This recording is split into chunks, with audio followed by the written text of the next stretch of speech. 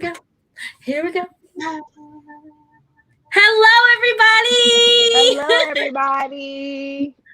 My name is Kat. I am perfectly Kat. And let's go around and introduce ourselves and say something quick about our channel, just in case we have some newbies here. Caitlin, you go first, my friend. Hi, my name's Caitlin. My channel is Caitlin Christine. I just do a lot of Disney content with mainly Loungefly and Funkos. Miss Barika. Hello, I'm Barika from the Three Copes to Tears, and I also am a Disney blogger along with my family. We do outings, Disney outings, vacations, merch, Funkos, a little bit of everything. Pins, the addiction is real. Okay. It is so real. So real. And Miss Danielle. Hello, my name is Danielle. My channel is called Mickey's Girls. On my channel, we do we're kind of Loungefly addicted.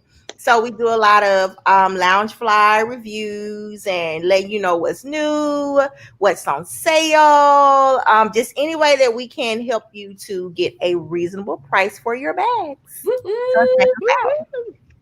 And you have a show on is it Tuesday nights? We have a show called Loungefly Talk. It's at the end of each month. Nice. On a Tuesday, the last Tuesday in the month, and we always talk about just Loungefly. So if you are interested, if you are a veteran, or if you're a new collector, or if you just want to know a little bit about it, just check our channel out the last Tuesday of each month called Loungefly Talk. I love it. So fun. And we have some friends in the chat. Hello, everybody. Hello, Just Jessie, Miss Katrina, and Emily Rose, and Miss Val. Hey, everybody. Welcome, welcome, welcome. So I did not realize that this movie that we're talking about tonight, Onward, was a Pixar movie. Mm-hmm. I know that Pixar and Disney are kind of like they're now best friends, and they're like all the movies kind of go together. But I think it brings a little more element of fun in Pixar movies. I don't know why. I find that I gravitate more towards the Pixar because I think there's like deeper stories to them, and this one is no exception. So we have a story of two brothers who live in this kind of magical realm, if you will. So magic was huge. And then people started to get a little complacent and a little lazy. And they were like, oh, lights. I don't need magic. Like, oh, I don't need all this stuff. So what do you guys think about how in the beginning of the movie, how it was all magic and like all special, and it changed into kind of like our modern day? What do you guys think about that? Caitlin, we'll start with you. And at first I kind of assumed like everybody had magic, which I didn't like. For some reason, I didn't catch on to that the first time. Like I knew the older brother couldn't do magic, but the beginning made me think that like everyone could. So I was like, but my thought was just like, if I can do magic, like that's way more fun than turning on a light switch. But that's just me. I get where there's like you have to put effort in to learn, but see, I'm like, I would want to do magic. Like I don't. Me too. I mean, hello, that's more fun. I mean, it got to the point where the creatures were so complacent that fairies didn't know how to fly. Which is like what? I mean, because in one scene, the one is like, "We can't fly. What are you talking about?" Right. Miss Barika, what did you think? I think the storyline is true to what goes on in today, like you said earlier. But it makes me think about generational traditions not being passed down from one generation to another. People aren't able to do things like I know back in the day, no shade to the men, but back in the day, men kind of knew how to do everything. They knew how to fix the cars and they can tinker on the houses and stuff. And then there was like a generational break where some of that wasn't passed down. And so they're left kind of fishing, or maybe with us women, maybe mom or grandma didn't pass down some of those recipes or actually make you get in the kitchen to learn. So there's just that break, That's what it made me think of. Yeah, absolutely. And I was watching a documentary, and they were talking about how in a lot of large, large cities like India and Bangkok, a lot of a lot of people have stalls, and the stalls have been in their family for generations, and they cook one type of food, and it gets lost, but because like each generation wants to find something on their own, and they don't want to learn how to do like all the old stuff, and it's kind of sad to watch it get lost. What did you think, Miss Danielle? Well, I felt just like she said about today's time. If it's going to be something easier, why should I have to struggle with the hard stuff? Give me what's easy. Like they used to fly, and then they was like, we don't want to fly no more. But with us, we would love to fly, So yeah, I just feel like everybody wants to do something different and want to always do things the easier way possible. Sometimes it can be good, but sometimes it could also not be so good as well. Yeah, definitely. And so we start after we see like how time has changed. And I like what I think. Here's my comments. There they are. I found them. Katrina said, I love the unicorns as rats. Yeah. That's so funny because, magical, majestic unicorns and they're eating trash. I didn't know if they was rats or if they was cats. I know, at first I was like, are they supposed to be like raccoons? Like, what are they supposed to be? But when they hissed, I was like, maybe first I thought they was dogs. When they hissed, I said, well, maybe they're cats, but I guess they could be rats. I have no idea. Yeah. So we get introduced to Ian, and it is his 16th birthday.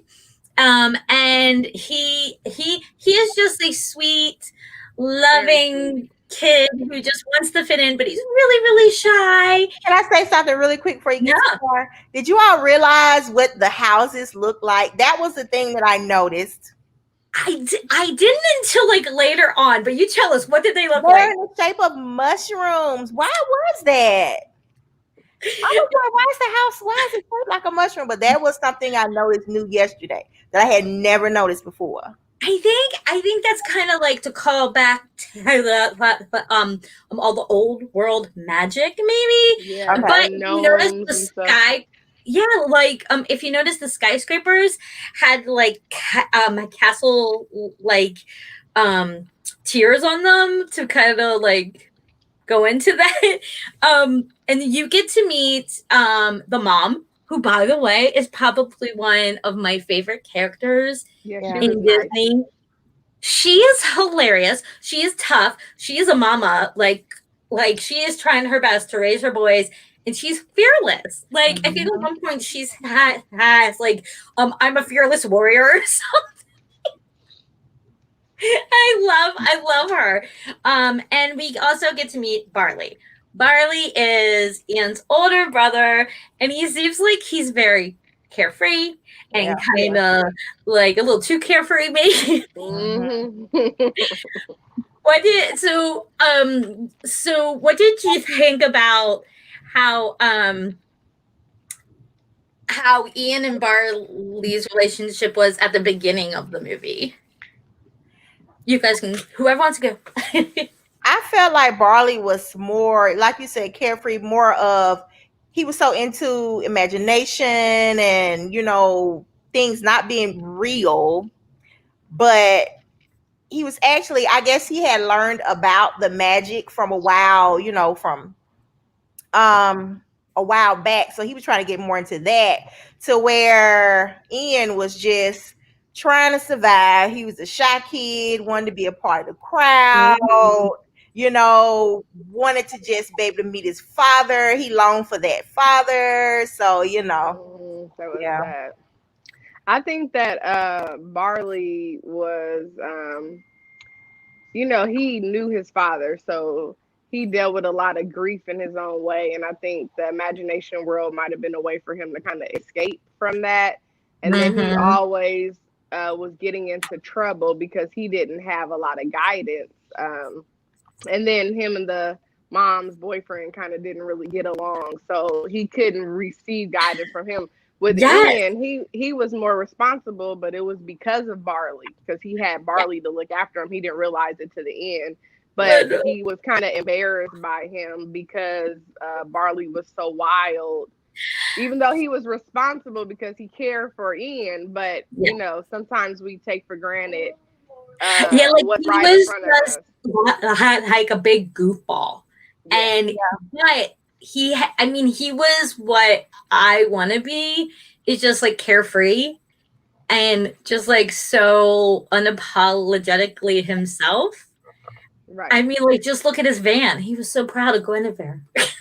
Guinevere, he put a lot of work into her. Sometimes I feel like Ian was the daddy and the big brother was the little brother, you know. They were like switch roles. I think that's true in a lot of sibling, like if you have like a younger brother or older brother or something, sometimes I feel like we switch roles. And so with Barley, he's really into like his gaming because the games are based on true stuff, but it's kind of just gone into like, oh, that's just like make believe and not really real. So his biggest thing is he wants to protect all of the landmarks that were once magical and not letting anybody go through them. So the mom, after school, she gives Ian a present from his late father that his father wanted him and Barley to have when they were older. And it is a magical staff. We learned that the dad was like a wizard. I mean, that's pretty cool. Oh, was mom a wizard too? I was kind of confused. They never really said. It seemed like just I don't think so, because she was confused by it. Like, that's not real. Like, what? I thought she was kind of saying that to kind of protect the boys at first. Maybe. But I don't know.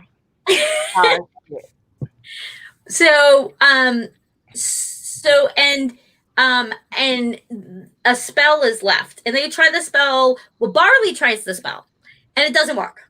And they're like, oh, forget about it. And Ian kind of like he just reads it, and all of a sudden the spell starts swirling and going around, and his dad starts coming back. And it's only half of them because Barley accidentally like breaks the spell. And the little gem thingy goes. That's the sound it makes. So then this begins our quest because Barley's like, wait, I know what to do. We need to go on a quest. Like, this is what I've been training for my whole life. Basically. And so he says the first thing we need to do is find the Minotaur. And we need to have her give us a map.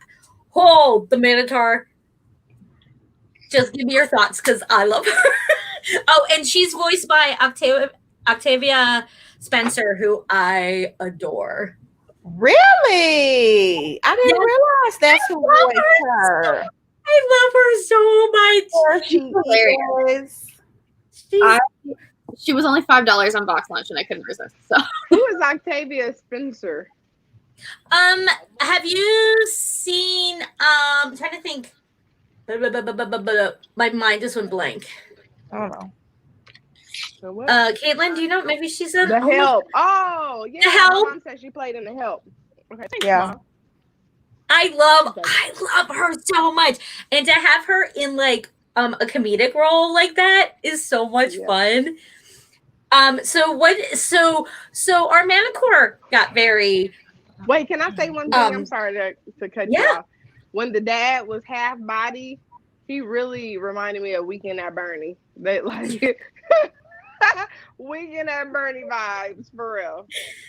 Absolutely. No, that was hilarious. Well, especially had Ian is in the van and like he gives him an upper body. Right. He's like, I was like, oh, and I love that movie too, so that was hilarious. So the Manticore, she's kind of forgotten who she is. Don't we all get there, you guys, sometimes? Right.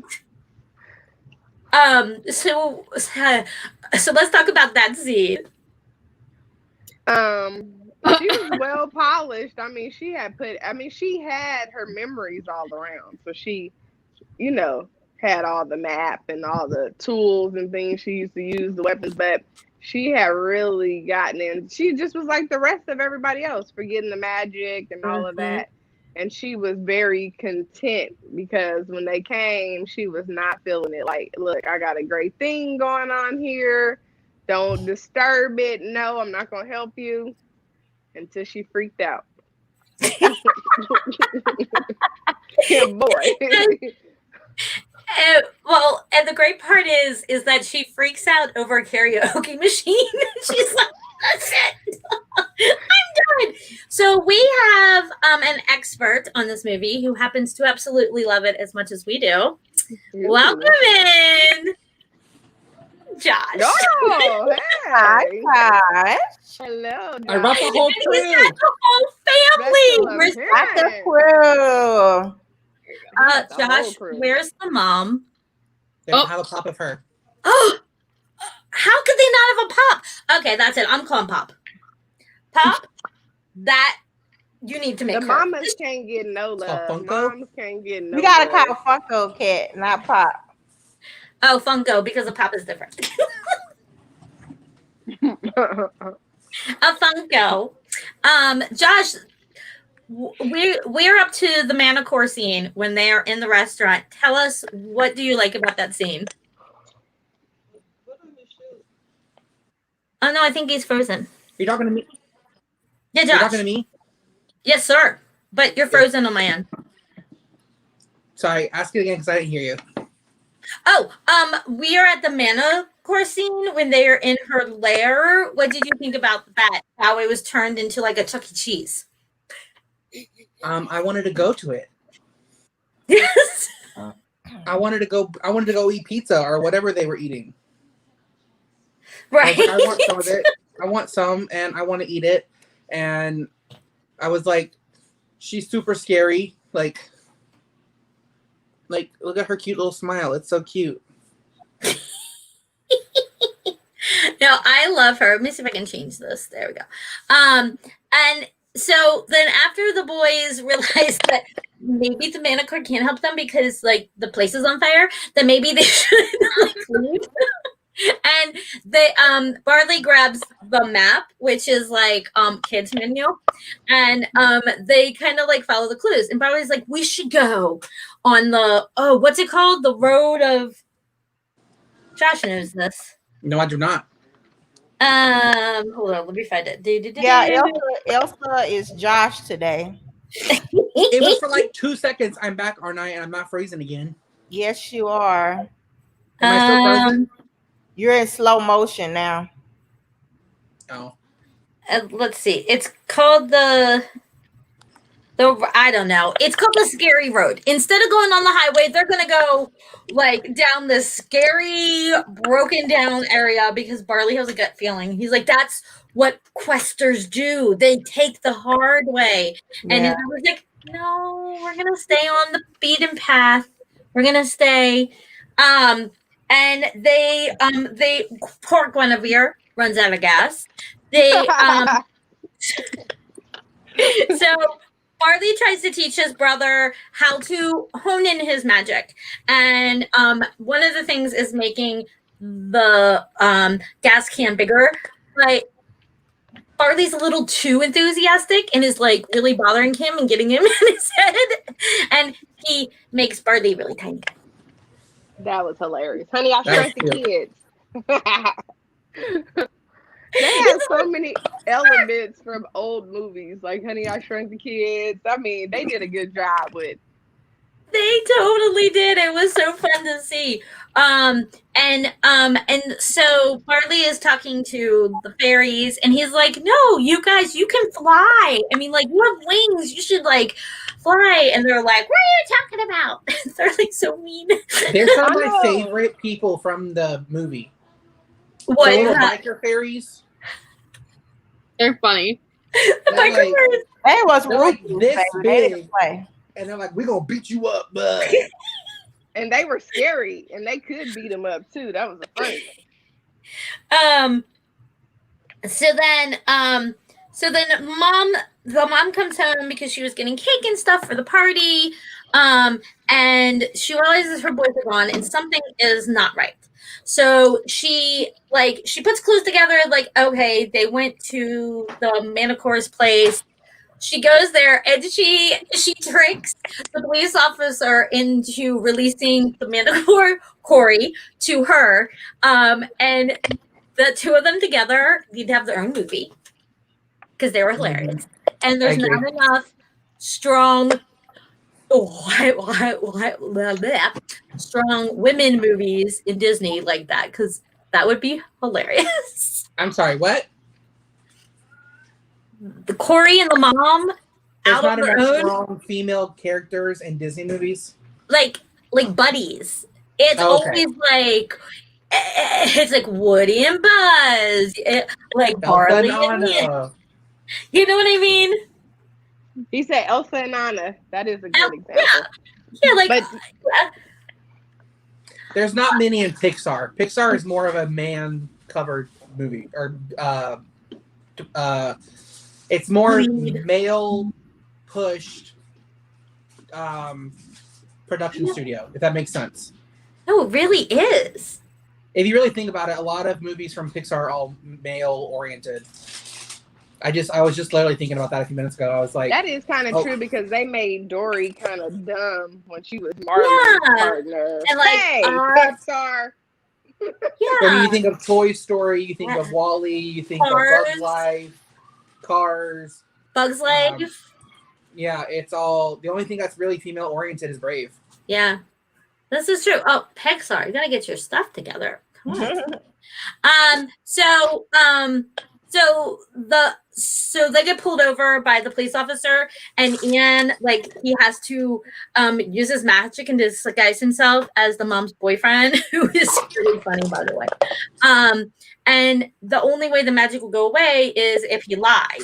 And so he's doing so good, and then the one officer says, basically says that his brother is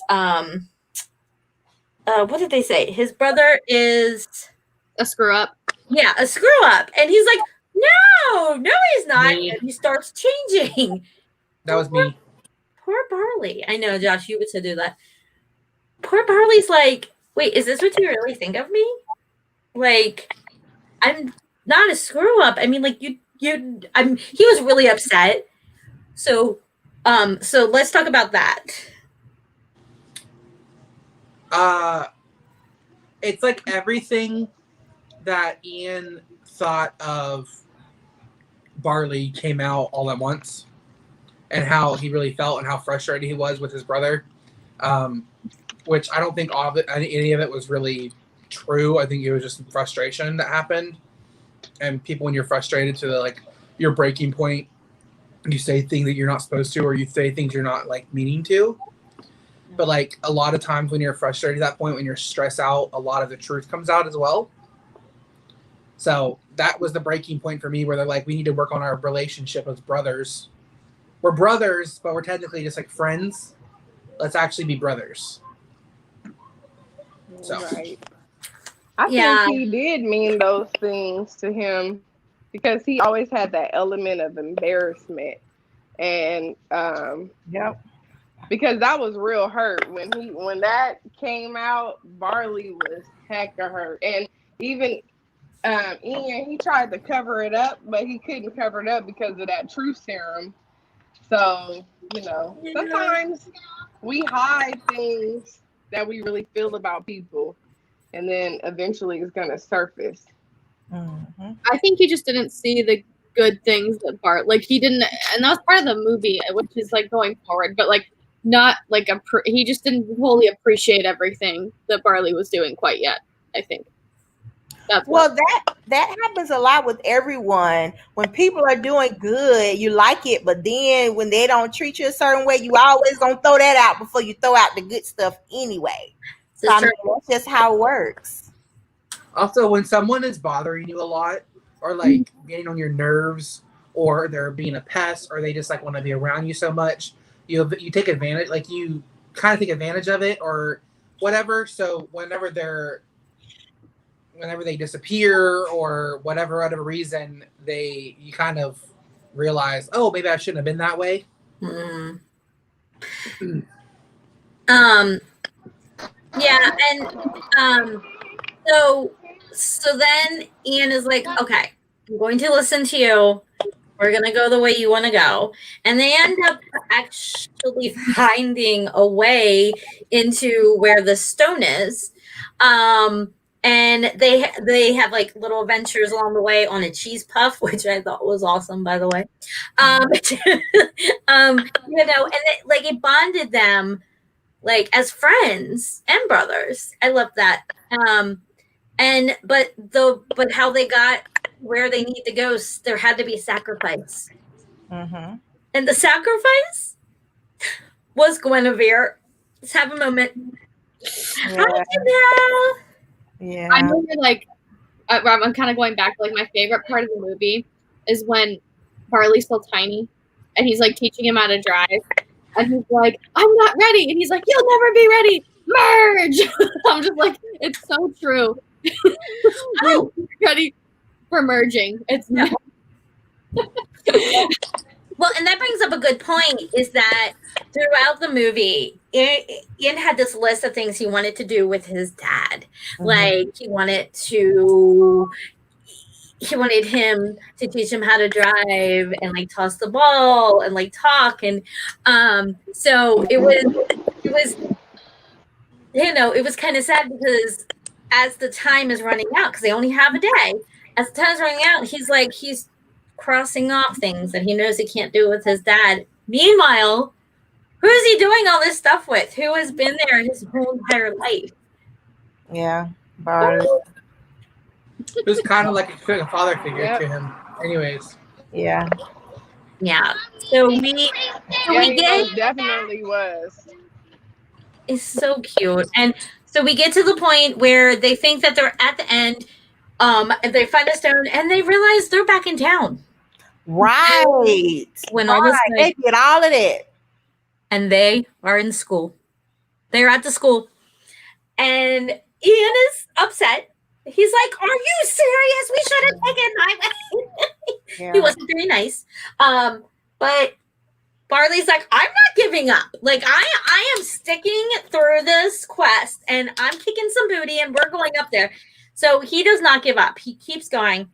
And he finds it. But Corey forgot to tell them one very important thing, which is why the mom and her were trying to get to them.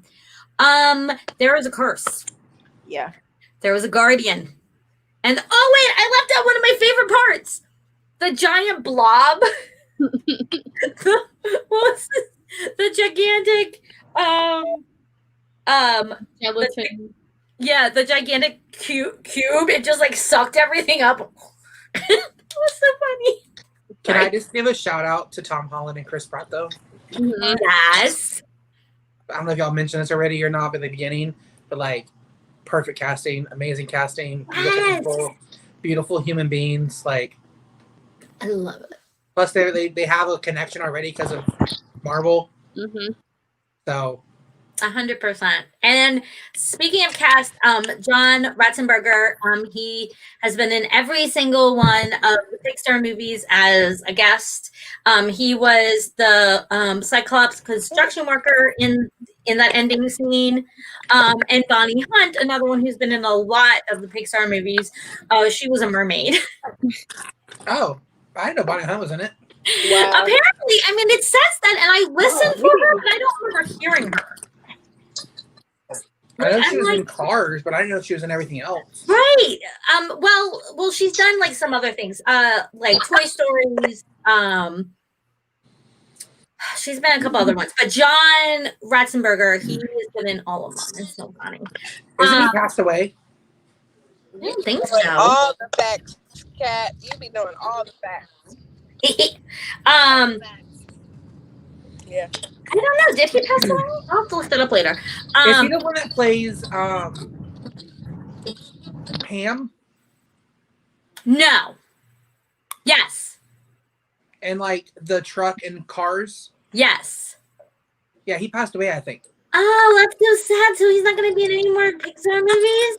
So like in 2000 or in Toy Story 4, they actually took all of his recordings, all of his work that he's done over the past years, and pieced it together to make him a part of Toy Story 4. Well, he had a little part in Onward. Yeah, so they did something to keep him going, but he's actually, I don't think he actually voiced the characters. Okay, that is heartbreaking, Josh. You just broke my little baby heart. I'm sorry. It's okay. It's okay.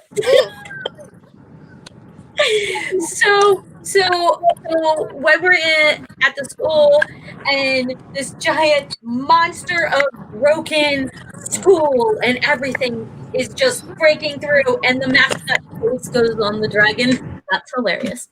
And the noise is the bell of the school. I can hear the bell. I can hear the bells. So they're all like, they find the stone. They're trying to do the magic again to get the dad. It's starting to work. The dad is coming to full, but they have to stop this dragon thing.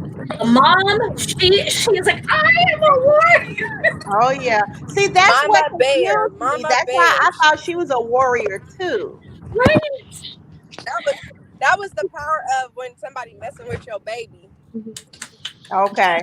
Yes. And she's just like, so he tries, and Ian has a chance to talk to his dad, but he lets Barley have it because That he was so realizes beautiful. I almost cried. But you know what? I don't think I would have done it because I would have felt like this. If Barley hadn't came in that room while I was doing that spell and screwed it up, I could have had this day with my daddy. Okay, you done screwed it up. You done ran me all over town. Mm-hmm. But he did teach him things, but still, And I got this one chance to see my daddy, and he gave it to his brother, which was awesome. That was really amazing too. Barley needed that closure to get his life back in order. So without that, he wouldn't have been able to get on track like he really needed to. And also, Ian never really met him. Yeah. So did he actually become more mature and calm down after he saw his dad? I think it helped him to heal. I think that it helped him to heal because he was so young, and he didn't never get that closure with his dad. So, yeah, we won't know because they didn't show us, but I just know from like grief and stuff, when people need that closure and they don't get the opportunity to get it, sometimes, you know people who haven't gotten closure and their life just kind of goes wayward because they have that sitting on them. So I thought that was so amazing and selfless. And Ian was just like, I got everything I need right here. Yeah, the way I saw it is that Ian never really met his father, so he never really knew him, and that Barley ended up being his father figure, and he didn't need to meet his father anymore because he had everything he needed with Barley. So then Barley needed closure because he actually met the man and was like, oh, I actually had a connection with him. I want to say goodbye to him. So he's like, you know what? I don't need this anymore. Let's let Barley have it because Barley needs it, and I don't because I have Barley. Yeah. So they were like, I'll be mature and give this to Barley and let him have some closure with his father, and then all I know is that I now have Barley and I don't need a father. So sweet. It was. It made me tear up when I first saw it, because he's behind a whole bunch of pile of debris, and he's peeking in between, and he can see his dad and Barley, and the mom's looking on like, oh, there it is, So I know Mom was from a distance. Mom actually got the chance to see Dad, right? Yeah. From where she was, So yes, And the monster kind of looked like Figment. Oh, would y'all please say the monster looked like Figment? They did. Oh no, I didn't even notice that. But they totally did. What all was it made out So of? That ugly when dragon. we got mad at It was like bricks from the building, and then the yeah. mascot that was painted on the building. Debris. Yeah, debris. The best part was like the eyebrows. It was like, Yeah. No, I'm mad.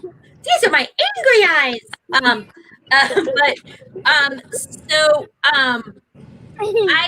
I just overall this movie gives me happy feels because it's like regardless of what's going on in your life or like how bad things are, you always have your family and they believe in you no matter what. Like, oh. So just kind of to sum up the movie, what did you guys think overall was your favorite scene and what rating would you give it? Miss Caitlin, you are first. I'm gonna give it like a 10 out of 10 because I love it. But I think my favorite scene is the part one. I think it makes me laugh so hard like every time. But I think it's because like when I learned how to drive, I had major like driving anxiety, so it like resonated with me. But I just really like the relationship building throughout the movie between Barley and Ian, and like Ian kind of realizing like what you guys were talking about earlier, like I had a father figure. Barley really didn't, because Barley was too busy doing that for Ian.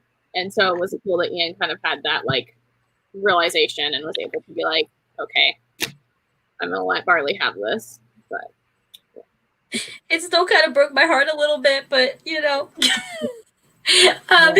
Miss Danielle. Okay, look, I know y'all may not agree with me, but this is how I feel.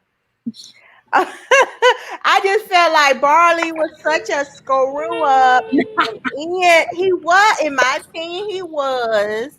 And our Ian was like, gosh, I think that's why he kind of really longed for that father, because Barley was so nutty, and maybe he felt like, well, if Dad was here, Barley would have, been a little bit better. But on their journey, Barley really taught him and showed him so many things that would have never happened if, he didn't screw it up in the first place. Yeah. So even though, Ian felt a certain way about Barley, in the end, after the journey and the adventure, he really learned how to really love him and see him in a totally different light. So yeah, I like that part about it. Yeah, it was a whole bunch of happy accidents.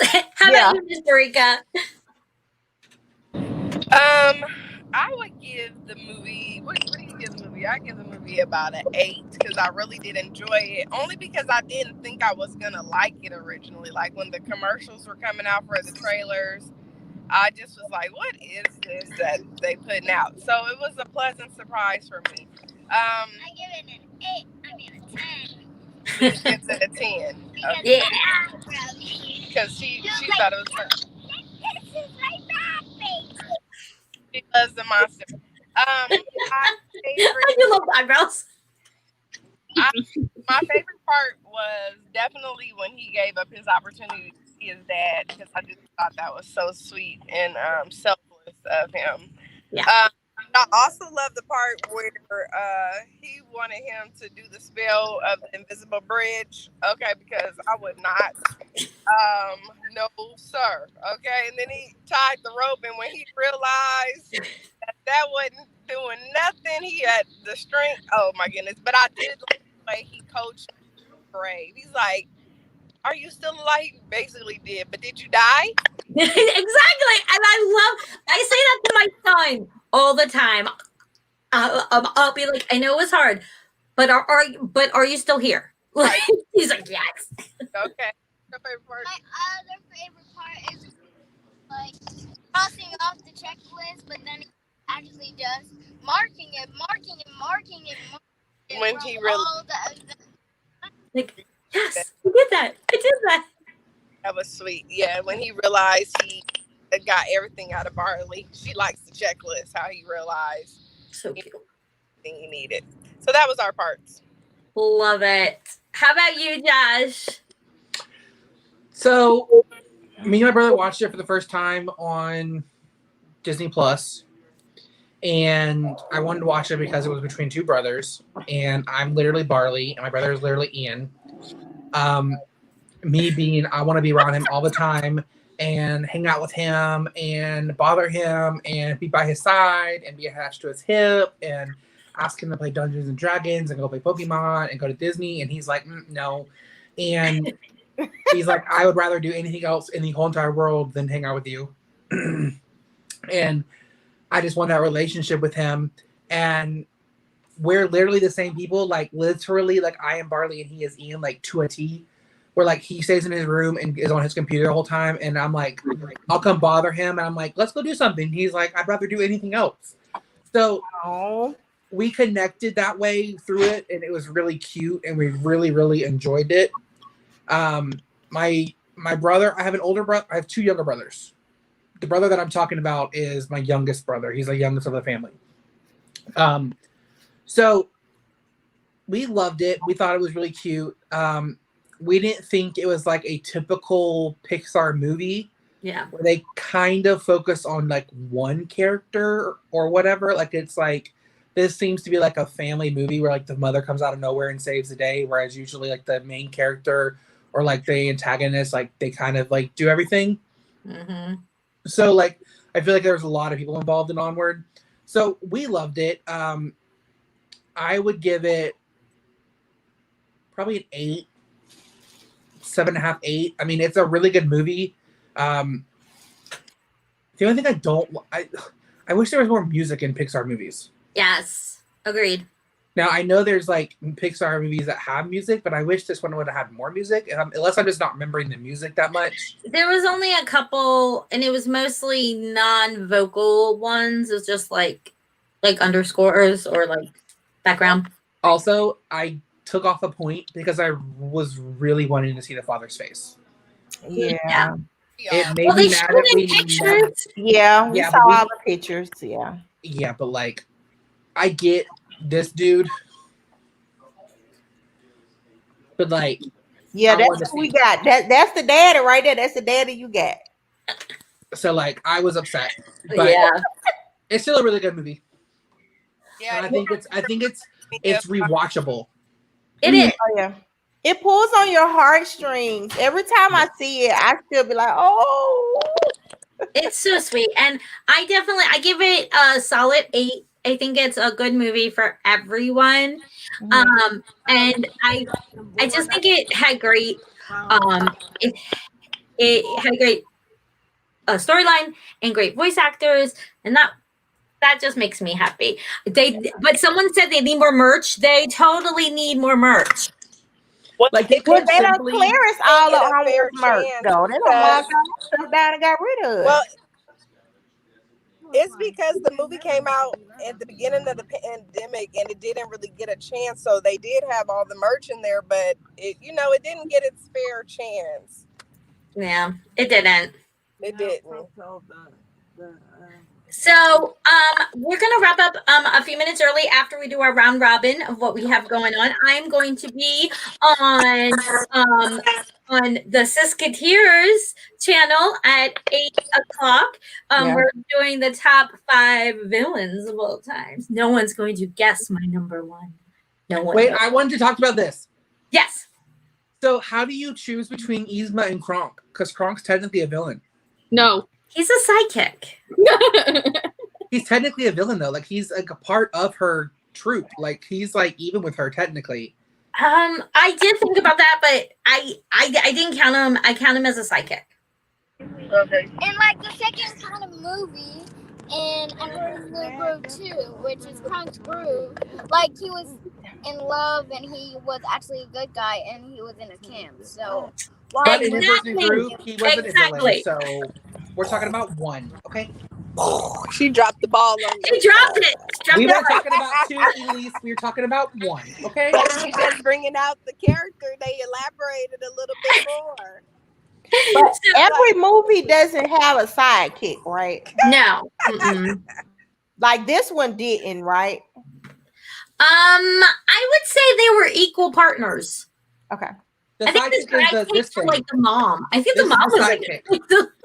Okay. yeah, like her and the mom. Yeah. So I have a Loungefly video up today. It is a Okay. giveaway. I have over Woo. 700 amazing subscribers, and I want to say thank you. I have a really cute bag. I don't know why I don't have it with me, but it's like one of these, only it's Hercules. And it's gonna have some goodies in it. So please go and check that out. The Boo Bowl is over, but keep an eye out for the Collection Ears and the Boo Ball's Instagram channel, because she will be having contests from all of us who participated. So that's pretty cool. I'm gonna have some fall crafts coming up. I will give it over to Miss Caitlin, and she will tell us what next week's movie is going to be. So next week's movie is Brother Bear, because I love Brother Bear. Yay. Yeah. So I have that literally on my channel next week. I was like, who are we on? Anyway.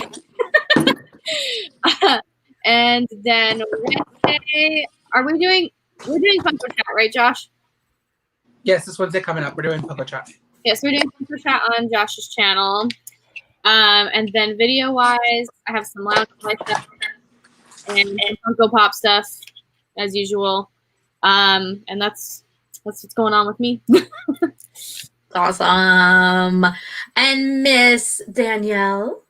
I don't feel like I have a lot going on lately. I mean, coming up, I'm sure I have some lounge fly. Oh, it's almost Box Lunch Money Day, guys. So if you have your Box Lunch Money, and if you are a loyalty member, you can shop on the 4th, which is in 3 days. So I'm sure I will have some lounge fly for that. So yeah. I have to save my money shop for me. Yes. Tomorrow's gonna be Disney Money Monday. Ooh. I think I have $10. I need to find some stuff. How about you, Miss Brika? Well, like Elise said before her turn, we have Disney Money Monday coming up. What else we got? We're supposed to be going through her costumes. We have not done that yet, but we want to show her her princess dresses, because she has nice. a very large collection. Some are new, but some are old. Like Coda Bear. That I can't fit, and they're now t-shirts. Oh, nice. And I'm gonna add a component where I am get fit, and I'm gonna need everybody's accountability for my upcoming Disney trip. So while Nice. I want to get fit, so I'll be disclosing my weights, what exercises I'm doing, because when I get in my swimsuit at the Grand Destino Tower, Oh Lord. be my fittest in my Disney swimsuit. Stop hating. You need to have like a bougie like suit and like a lot a boa or something, and be like, here's the reveal. Yes, darling. Yeah. So that's what we got coming up.